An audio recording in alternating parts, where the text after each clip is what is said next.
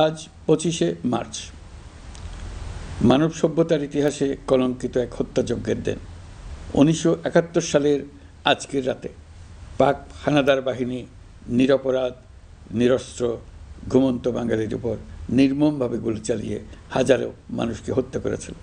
25শে March থেকেই এদেশের মানুষের সশস্ত্র প্রতিরোধ গড়ে তুলেছিল। 9 মাসের যুদ্ধের মধ্য দিয়ে স্বাধীন হয় বাংলাদেশ। মহান স্বাধীনতা দিবসের প্রাক্কালে আমি গভীর শ্রদ্ধার সঙ্গে স্মরণ করছি মহান মুক্তিযুদ্ধের বীর শহীদদের, যাদের প্রাণের বিনিময়ে আমরা স্বাধীন সার্বভৌম বাংলাদেশ পেয়েছি।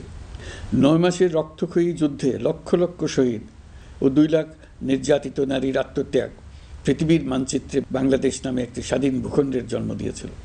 মুক্তিযুদ্ধের এই বীরদের প্রতি আমার সালাম। সেই সঙ্গে 24শে জুলাই অভ্যুত্থানে নিহত হাজারো শহীদ ও আহত, যারা বৈষম্য, শোষণ, নির্যাতন এবং নিপীড়নের বিরুদ্ধে বুক চিতিয়ে দাঁড়িয়েছিল, তাদের প্রতি সমগ্র জাতির পক্ষ থেকে আমি সশ্রদ্ধ সালাম জানাচ্ছি।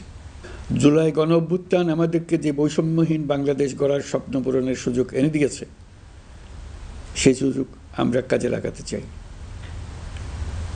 প্রিয় দেশবাসী, পবিত্র মাহে রমজানের সিয়াম সাধনা উপলক্ষে আপনাদের সকলকে আমার আন্তরিক মোবারকবাদ জানাচ্ছি। সেই সঙ্গে সকলকে জানাই পবিত্র ঈদ উল ফিতরের অগ্রিম শুভেচ্ছা। ঈদ মুবারক। এবারের ঈদ স্মরণীয়ভাবে আনন্দদায়ক হোক, এই কামনা করছি।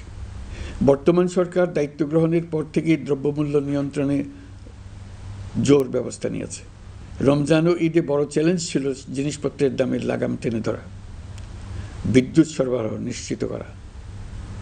এই রমজানে যাতে কোনো পণ্যের দাম বেড়ে না যায় এবং বিদ্যুৎ সরবরাহ যেন বিঘ্নিত না হয়, সেই জন্য আমরা সর্বোচ্চ চেষ্টা করেছি।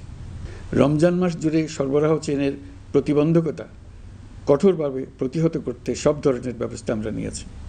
দেশের সকল জায়গা থেকে খবর এসছে যে এই রমজানের দ্রব্যমূল্য আগের তুলনায় কমেছে, জনগণ স্বস্তি পেয়েছে। দাম নিয়ন্ত্রণে এই প্রচেষ্টা চলমান থাকবে।